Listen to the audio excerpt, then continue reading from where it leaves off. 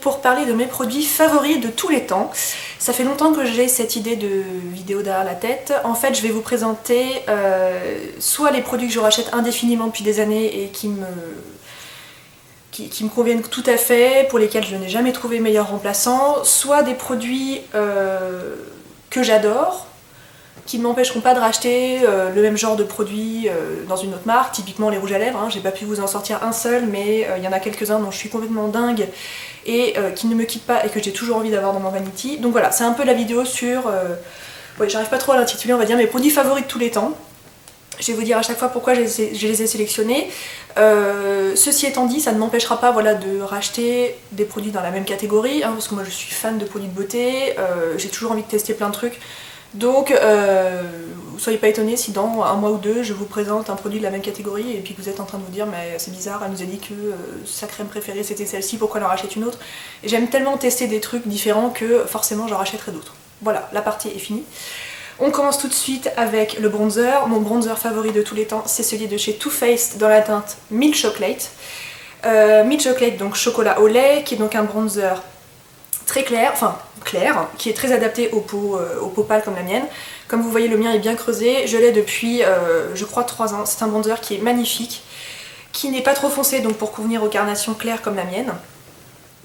Je vous montre à peu près ce qu'il donne. Il est satiné sans posséder de paillettes. Il est d'une facilité d'estompage déconcertante. Il sent le Nesquik, donc ça c'est sympa, sachant qu'une fois que vous l'avez appliqué, bien sûr, vous ne sentez pas le chocolat à plein nez, hein, ça disparaît logiquement après quelques secondes. C'est un produit que j'adore, qui a un certain coût. Voilà, moi je le possède depuis 3 ans, je viens depuis quelques semaines d'en toucher le fond, donc c'est pour vous donner une idée de la lenteur à laquelle il s'use, puisqu'il en faut bien évidemment une petite quantité, surtout que du bronzer on n'en met pas sur son visage, hein, enfin sur tout son visage, c'est pas comme une poudre.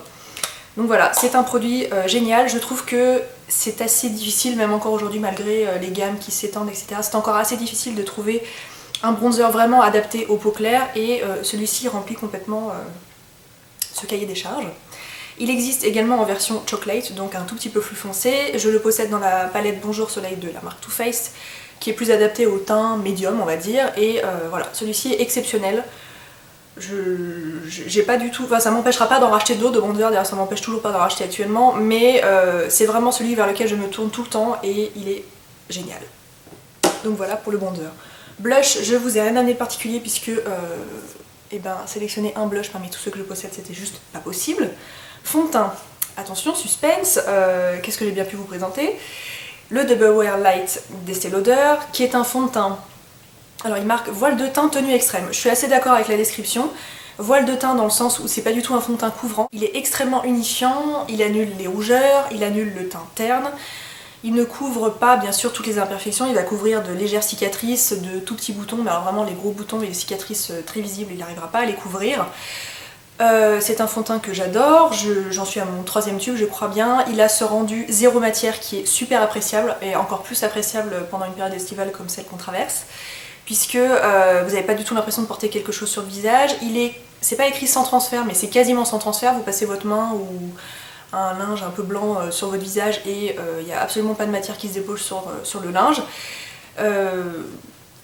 Que dire à son sujet? Et je l'adore. C'est porter du fond de teint sans avoir l'impression que vous en portez, et pour autant il a cet effet unifiant qui est très très appréciable. Moi pour autant je suis pas trop censée être la cliente pour ce genre de fond de teint parce que j'ai besoin de couvrance assez importante. En dehors de ça, j'ai pris le pli, voilà, de porter un fond de teint de ce genre là et d'apporter une couvrance supplémentaire avec un correcteur par la suite, et voilà, j'en suis complètement dingue. Le Double Wear classique, donc la version qui est bien plus vieille que celui-ci, qui existe depuis peut-être 2-3 ans. Le Double Wear classique, je l'ai essayé, moi je l'aime pas beaucoup, je trouve qu'il a cet effet plâtre et que justement je déplore et que je n'apprécie pas du tout. Moi j'ai envie de couvrir mes imperfections sans que ça se remarque, enfin de toute façon ça se remarque forcément, c'est du maquillage, mais je trouve qu'il a un effet plâtre beaucoup trop important. Et celui-ci, je ne tarie pas d'éloges à son sujet. J'ai certaines personnes qui m'ont dit: est-ce que t'as pas l'impression qu'il va être arrêté par la marque, on le voit de moins en moins sur les stands? Et bah pourvu que ça n'arrive pas, parce que je serais inconsolable, bon, j'exagère, mais voilà, c'est un fond de teint exceptionnel, je vous le recommande. J'ai pas l'impression qu'on en parle assez. Enfin, en tout cas, moi j'ai l'impression que j'en parle vraiment trop, mais en dehors de ça, j'ai l'impression qu'on n'en parle pas assez. Toujours dans la marque Estée Lauder, le Double Wear, mais donc version anti-cerne correcteur. C'est un produit que j'ai racheté pendant toute mon adolescence. De mes 16 ans à mes 21 ans à peu près, je ne portais que lui pour mes cernes, enfin à l'époque j'avais pas trop de cernes, donc surtout pour corriger mes imperfections, mes cicatrices, mes boutons. C'est un anti-cerne, donc il est marqué zéro défaut tenue extrême, bah, c'est complètement ça. Il a une couvrance incroyable, il est d'une finesse vraiment déconcertante, c'est-à-dire que c'est un produit qui est très fin mais qui possède beaucoup de pigments, donc qui est très couvrant sans vous rajouter une couche de maquillage. On peut même l'appliquer en plusieurs fois, vous posez une couche, vous laissez sécher, vous en remettez une couche dessus. C'est un produit que j'adore. Je ne vous ai pas dit les teintes, actuellement pour celui-ci je suis dans la teinte 2.0 et là j'ai la teinte light mais qui est trop claire pour moi, donc actuellement je serai plutôt dans la teinte light medium et même pendant toute l'année de toute façon je me rapproche davantage du light medium. Donc voilà, j'en suis complètement folle aussi et je fais toujours en sorte d'en avoir un dans mes tiroirs. Pour les cernes, c'est pas celui vers lequel je me tourne d'office puisque étant donné qu'il est assez mat, assez plat, moi je préfère avoir quelque chose un peu plus lumineux sous les yeux. En tout cas pour la correction, je ne lui ai jamais trouvé, j'ai jamais trouvé meilleur remplaçant. J'ai beaucoup aimé l'anti-cerne, je sais plus comment il s'appelle, de chez Nars, je le trouve très bien mais il n'est pas à la hauteur de celui-ci. Ensuite un produit favori un peu bizarre, on parle jamais de ce genre de produit, une pince à épiler. Il en existe dans plein de marques. Moi je pense que ça vaut le coup d'investir dans une pince à épiler, ne serait-ce que pour la qualité de l'accroche de la pince. Celle-ci est de la marque Vitry, ça se trouve en pharmacie, ça coûte assez cher, mais moi je l'ai depuis des années et au bout d'un moment il est quand même nécessaire de la remplacer parce que ça, je sais pas si la pointe s'émousse un peu ou si on perd un peu en... J'arrive pas à trouver mes mots, c'est difficile de décrire une pince à épiler. Je sais pas comment ça se passe mais au bout d'un moment j'ai l'impression que c'est moins efficace. Donc moi j'en suis à ma deuxième en presque 10 ans, donc ça va encore, mais voilà, les pinces à épiler Vitry sont excellentes. J'essaie de passer assez vite sur les trucs parce que sinon on y est pendant 20 ans. Un autre produit donc de chez Bobbi Brown que je possède depuis pas mal de temps et pour lequel j'ai jamais trouvé meilleur remplaçant, ça n'est pas l'anti-cerne, c'est le correcteur que j'ai dans la teinte Light to Medium Bisque, qui est un correcteur un peu orienté couleur saumon qui annule le côté bleu foncé des cernes. C'est un produit qu'on a du mal à trouver dans d'autres marques. Et en fait quand j'ai vraiment des cernes très prononcées, il y a un moment j'ai beau mettre de l'anti-cerne, il se passe plus rien. Puisque en dessous de l'anti-cerne, il est nécessaire d'apporter une certaine couleur pour inverser la teinte de vos cernes habituelles. Et moi ce produit me fonctionne très très bien. Je me suis jamais trop penchée sur d'autres marques puisque je le trouve vraiment excellent. Il a une texture assez épaisse mais de toute façon, étant donné que ça n'est pas le dernier produit que vous appliquez sous vos cernes, parce qu'après il faut appliquer l'anti-cerne, ça pose pas vraiment de problème. Et voilà, je trouve que c'est un produit qui est excellent, qui fait très bien son travail. Donc je ne vois pas de raison d'aller chercher dans d'autres marques, pour le moment en tout cas. Toujours chez Bobbi Brown, c'est un produit dont j'ai entendu parler comme la plupart des personnes d'ailleurs qui ont acheté ce produit, sur la chaîne d'Hélène, mon blog de filles, c'est le baume à lèvres qui se présente en pot, qui coûte une blinde, hein, on va pas se mentir, mais alors en baume à lèvres en pot, c'est le plus efficace que je connaisse. Moi je suis pas extrêmement fan du baume à lèvres de chez NYX qui a si bonne réputation. Mon chéri l'aime bien, moi si j'ai que ça sous la main ça me pose pas de soucis. Celui-ci c'est un cran au-dessus, il est très gras, très enveloppant. Le lendemain matin vous en avez quasiment autant sur les lèvres, c'est-à-dire que voilà, il se fixe à vos lèvres et il n'en bouge plus. Et il leur donne la nutrition dont elles ont besoin. Il a un SPF 15, c'est une bonne chose. Et voilà, il est exceptionnel, il s'use pas très vite, donc à mon avis ça mérite l'investissement. Et en baume à lèvres en pot, j'ai pas trouvé mieux. Toujours pour les lèvres, le Dior Addict Lip Balm qui avait un autre nom avant, bref je m'en souviens plus, j'en suis à mon 4e tube. C'est un baume à lèvres teinté qui réagit au pH de vos lèvres, qui a existé pendant très longtemps en une couleur universelle qui était rose, qui je crois a été arrêtée par la marque. Je me demande si cette teinte là a été arrêtée d'ailleurs, je sais pas si c'était une édition limitée, ça c'est la version orangée corail qui se présente comme ça. Donc un baume à lèvres teinté mais qui a une texture super riche, super crémeuse, qui vous met les lèvres dans un état, dans une condition absolument parfaite et je suis complètement dingue de ce produit, voilà, pour vous donner une idée, je suis donc à mon 4e tube je crois bien et j'ai pas trouvé meilleur baume à lèvres teinté, j'ai beau avoir essayé ceux de chez Revlon, ceux de plein d'autres marques, je trouve pas mieux que celui-ci. Donc voilà, je suis pas certaine qu'ils soient encore commercialisés, mais bref. Côté bébé crème, avant d'avoir tous mes soucis de peau, c'est-à-dire il y a 2-3 ans, j'utilisais beaucoup de bébé crème puisque j'avais une peau qui n'avait pas trop de défauts, j'avais pas besoin de beaucoup de couvrance. J'en ai essayé beaucoup, que ce soit sur le marché français ou sur le marché asiatique. J'avais testé la Misha, j'avais testé plein d'autres trucs. Et alors celle qui surpasse toutes les bébés crèmes, c'est la Herborian, qui est commercialisée chez Sephora, donc ça c'est une bonne nouvelle. Là j'ai la version classique et la version dorée. Le seul souci c'est que la version classique est alors grise terreuse, donc vraiment pour les peaux très très claires. Et la version dorée est quasiment orange, donc le seul truc c'est que voilà, il faut faire ces petits mélanges toute l'année. Même ça en hiver c'est trop clair et ça en été c'est trop foncé, donc toute l'année je suis obligée de faire mes petits mélanges, donc ça c'est un tout petit peu embêtant. En dehors de ça, ça unifie le teint d'une façon absolument incroyable, ça vous donne une peau de bébé magnifique. Et j'ai jamais trouvé une meilleure bébé crème que celle-ci. Donc voilà, je ne m'en sers pas beaucoup en ce moment puisque, comme je vous le disais, j'ai pas mal de soucis de peau. Et une bébé crème, ça serait un petit peu léger. Mais c'est définitivement celle que j'ai essayée, enfin c'est définitivement la meilleure que j'ai pu essayer dans le domaine.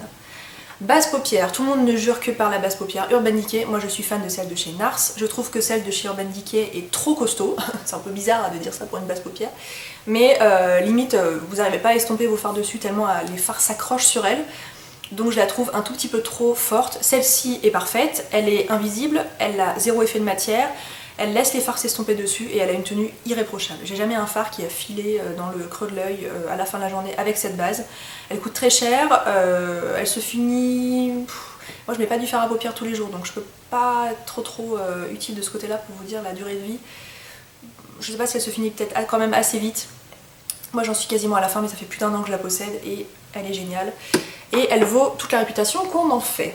On continue, je passe un peu du coq à l'âne. L'huile prodigieuse de chez Nuxe, j'en suis à mon 4e flacon. En termes d'huile sèche pour le corps, je ne connais pas meilleur produit. Elle a une odeur délicieuse, elle pénètre instantanément dans la peau, elle est multi-usage. Moi pendant très longtemps, quand j'étais ado ou quand j'avais 16-18 ans, je m'en servais pour le visage et ça fonctionne très bien. Elle fonctionne bien sur les cheveux. C'est la seule huile qui a eu un résultat sur mes vergetures. Moi j'ai des vergetures au niveau des cuisses depuis quasiment depuis mes 14 ans. Elles sont blanches donc c'est fini, je pourrais plus jamais rien en faire. Mais quand elles étaient violettes, et j'en ai encore quelques-unes qui sont violettes, quand j'ai envie de les éradiquer, j'utilise cette huile. C'est la seule qui a fait ses preuves sur mes vergetures. Elle est exceptionnelle. Là j'ai la version, c'était pour les 20 ans de... pour ces 20 ans d'existence, donc j'ai un petit cœur dessus. Le flacon ne ressemble pas à ça. Je vous conseille d'opter pour la version 100 ml qui est celle-ci puisque vous avez un spray. L'autre c'est un truc qui se déverse comme ça. Forcément c'est un petit flacon mais c'est pas très pratique. En spray elle est vraiment pratique et voilà, c'est la meilleure huile sèche que je connaisse. On passe aux crèmes pour le corps, j'en ai beaucoup. J'ai tendance à utiliser davantage des laits l'été et davantage des crèmes l'hiver. La crème dont je ne peux pas me passer, c'est la crème de corps de la marque Kiehl's. J'en suis à mon 3e pot, je crois bien. Ça m'empêchera pas d'en racheter dans d'autres marques, mais celle-ci je l'ai toujours dans mes tiroirs. C'est une crème extrêmement riche avec du lait de soja, du miel, du karité, je suis en train de traduire, hein, et du beurre de jojoba. Question odeur, ça passe ou ça casse. Ça sent très fort la noix de coco et ça sent très fort le miel, donc c'est assez particulier. Moi personnellement j'adore. C'est une sorte de crème fouettée super épaisse, super riche. Moi je l'utilise l'hiver quand ma peau est très sèche. Je l'utilise également l'été après chaque exposition au soleil puisqu'elle est très réparatrice, très nourrissante. Je suis fan de cette crème et je vous la conseille à 1000%. C'est un très gros pot de 226 grammes, ça coûte assez cher, on va pas se mentir, mais elle est vraiment exceptionnelle. Parfum, j'ai plein de parfums. D'ailleurs je pensais peut-être vous faire un article au sujet de mes parfums préférés. Je sais pas si ça intéresse grand monde, vous me direz ce que vous en pensez. Un parfum dont je ne peux pas me séparer depuis... c'était en 2006, donc ça fait 8 ans. J'ai beau essayer plein d'autres parfums, je reviens toujours vers lui. C'est l'eau de toilette à la fleur d'oranger de la marque Fragonard. Fragonard, c'est une maison française qui est basée à Grasse, qui crée des parfums depuis des centaines d'années. Et moi j'ai visité l'usine donc en 2006 lorsque j'étais en vacances là-bas avec mon chéri et je suis tombée amoureuse de ce parfum, donc l'eau de toilette à la fleur d'oranger. Donc un fond de fleur d'oranger forcément avec un peu de jasmin et de bergamote par-dessus qui rendent le tout un tout petit peu plus noble. Et qui enlève un peu le côté vieillot de la fleur d'oranger parce que je vous assure que la fleur d'oranger de base ça peut avoir un côté un peu mamie. Enfin moi en tout cas c'est tout ce que ça m'inspire. Je peux pas me passer de cette eau de toilette, j'y reviens toujours, en ce moment c'est celle que j'utilise, à chaque fois que je la porte on me fait des compliments et je trouve que c'est le seul parfum qui me ressemble et voilà, je peux pas m'en défaire. A savoir que dans la gamme il existe aussi le lait pour le corps, le démaquillant, les sels pour le bain, voilà j'ai tout essayé mais moi finalement je rachète que l'eau de toilette parce que c'est ce qui m'intéresse. Ensuite la gamme Vino Perfect de Caudalie, une gamme anti-taches pour les taches du soleil, les taches dues au vieillissement, les taches dues aux cicatrices d'acné. Je vous ai beaucoup parlé dernièrement de la gamme Perlixine Dixie puisque c'est la dernière que j'ai essayée dans le domaine de l'éradication des taches. J'ai du recul à son sujet puisque je l'ai utilisé pendant un mois et que les résultats étaient probants. En dehors de ça, Caudalie et la gamme Vino Perfect, c'est la gamme que j'ai le plus racheté dans ce domaine-là. J'ai eu le sérum que j'ai acheté 4 ou 5 fois. Là, si je vous présente la crème peau parfaite, puisque c'est le dernier produit qui me reste de la gamme, et j'ai eu la crème de nuit, j'ai eu le masque peeling, oui d'ailleurs je l'ai encore, je ne vous l'ai pas amené. Bref, c'est une gamme qui est exceptionnelle, qui est relativement abordable quand même en termes de prix, en tout cas c'est un tout petit peu moins cher qu'Ixi, c'est plus facile à trouver que Ixi également, et c'est voilà, c'est vraiment une gamme qui a fait ses preuves sur moi, et je vous la recommande, elle est vraiment géniale. Ensuite, le Dior Show Maximizer Lash Plumping Serum, donc un sérum pour les cils, une base de cils à appliquer juste avant son mascara. J'en suis à mon 5e tube, j'ai jamais trouvé meilleur, j'ai essayé celle de chez Estée Lauder que je trouve médiocre à côté de celle-ci. Ils ont changé le packaging qui est un peu plus classe actuellement. Donc c'est une base pour les cils, une base blanche, je sais plus, je vous l'ai présentée dans une de mes dernières vidéos. Voilà comment ça se présente, vous l'appliquez avant votre mascara, ça fortifie vos cils, ça gaine les cils pour l'application du mascara, ça les rend plus épais, c'est un produit qui est magique. Pour moi c'est pas du tout gadget, c'est vraiment, ça fait vraiment toute la différence et voilà, j'en suis à mon 5e, 6e tube, je ne sais plus. J'ai arrêté de les compter. Question pinceau, il y a 3 marques dont je voulais vous parler. Real Techniques. Ce sont les meilleurs pinceaux pour le teint que j'ai pu essayer. Je vous recommande pas forcément ceux pour les yeux, que moi je trouve pas à la hauteur de leur réputation. En dehors de ça, les pinceaux pour le visage sont d'une qualité folle. Là j'ai le Buffing Brush, ce n'est pas mon préféré, mais c'était le moins crado que je pouvais vous présenter, donc voilà. Voilà, pour les pinceaux pour le teint, c'est vraiment ce qui se fait de mieux et un excellent rapport qualité-prix. Et la qualité est au rendez-vous, je les ai lavés 1 million de fois et ils ne bougent pas. Pinceau pour les yeux, il y en a un que je voulais vous présenter, pour tous les autres je pense que pour un pinceau plat c'est pas nécessaire de mettre beaucoup d'argent. En dehors de ça, le 217 de chez MAC, c'est un pinceau dont on entend beaucoup parler, il est tout crapouillou là, excusez-moi. C'est un pinceau estompeur qui est d'une qualité folle, il est en poil naturel, ça fait vraiment la différence quand il s'agit d'estomper des fards. Vous avez beau vous avoir fait un gros raté, genre vous avez mis un fard super foncé dans le creux, vous avez l'impression que vous en avez mis 4 fois trop, vous vous dites c'est pas du tout rattrapable, maintenant je suis coincée, il va falloir que j'émaquille tout. Vous sortez le 217, vous estompez, vous faites des petits mouvements circulaires et ce pinceau est magique. Voilà, il est vraiment génial, ça vaut l'investissement, ça coûte très cher. Il faut en prendre soin, hein, il faut le faire sécher dans un petit brush guard, un petit filet pour que les poils se mettent dans le bon sens.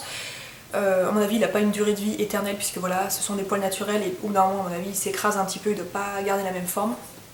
C'est bien dommage mais c'est vraiment un pinceau professionnel qui est excellent. Donc voilà, chez MAC à mon avis c'est un des rares qui est vraiment inimitable, inégalable. Et pour un dernier pinceau teint, c'est un pinceau que je possède depuis des années, c'est le Powder Puff de chez Too Faced. Pareil j'ai dû vous en parler un demi-milliard de fois. C'est mon pinceau poudre préféré, j'ai jamais réussi à lui trouver un remplaçant. Il est très dense, un tout petit peu plat, il permet d'appliquer la poudre sans faire des mouvements circulaires, donc pour pas déplacer ce qui est en dessous du maquillage, donc ça c'est très intéressant. Voilà, je l'aime d'amour, il est d'une qualité exceptionnelle aussi, ce sont des poils naturels, non ce sont des poils synthétiques pardon, justement, ce ne sont pas des poils naturels, et ça se ressent pas, ça a vraiment la qualité comme ceux de poils naturels, donc voilà. Le Powder Puff de Too Faced, en plus il est rose, il est trop mignon. Et le dernier produit dont je voulais vous parler, c'est l'acide hyaluronique, le sérum à l'acide hyaluronique. J'en suis à mon 3e flacon. J'achète mes sérums à l'acide hyaluronique sur le site iHerb. Pendant quelques temps, j'ai acheté celui de chez Reviva Labs. Je vous avais fait un article très détaillé à ce sujet puisque je pense que l'acide hyaluronique ça souffre d'un gros a priori. Moi d'ailleurs les premiers temps où j'ai entendu parler de ça pour moi c'était destiné aux personnes âgées ou alors aux femmes qui aimaient aux personnes qui aimaient la chirurgie esthétique et qui voulaient s'en mettre par piqûre un peu partout dans le visage. Mais l'acide hyaluronique c'est une molécule réhydratante qui permet à votre visage de retenir l'eau et c'est quelque chose de très intéressant, donc il n'y a pas d'âge pour utiliser un sérum à l'acide hyaluronique. Là j'ai celui de chez Now Solutions qui est donc disponible sur iHerb, qui est exceptionnel, pas de silicone dans sa composition, je crois que celui de chez Reviva Labs en avait, c'est pour ça que je suis passée à celui-ci. Et je garde toujours un flacon à portée de main, j'en ai toujours un d'avance dans mes tiroirs parce que voilà, celui-ci est bientôt terminé. C'est un flacon airless, donc le fond remonte, donc il n'y a pas du tout de perte de produit, il n'y a pas de gâchis, il n'y a pas de problème de péremption. Et si vous avez une peau déshydratée et que votre peau manque d'eau, quel que soit votre âge, je vous recommande un très bon sérum à l'acide hyaluronique. Et c'est celui-ci. Voilà, je le rachète indéfiniment. Voilà pour mes produits favoris de tous les temps. Si vous avez des questions à leur sujet, n'hésitez pas à les poser en commentaire. Si vous n'avez pas vu une certaine catégorie de produits, typiquement j'ai pas parlé de mascara, j'ai pas parlé de poudre visage, j'ai pas parlé de blush, c'est parce que j'ai pas réussi à faire mon choix et que parmi tous ceux que je possède, il n'y en a pas un qui passerait au-dessus de tous les autres. Donc voilà pourquoi il n'est pas apparu. J'espère que la vidéo vous a plu, je vous embrasse et on se dit à très vite.